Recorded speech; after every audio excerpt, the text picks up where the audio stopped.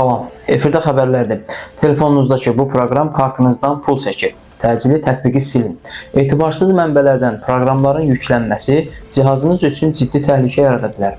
Azərbaycan Yəhudi mediası xəbər verir ki, kiber cinayətkarlar istifadəçilərin maliyyə və şəxsi məlumatlarını oğurlamaq məqsədi ilə bank tətbiqləri də daxil olmaqla məşhur proqramların saxta versiyalarını hazırlayırlar.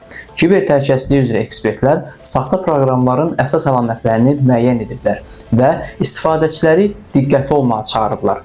Rustor'un informasiya təhlükəsizliyi direktoru Dmitri Morev qeyd edir ki, belə proqramlar çox vaxt orijinala çox bənzəyir. Lakin ad və loqoda cüzi fərqlər, əlavə simvol, hərf səhvi, loqodakı dəyişikliklər olur.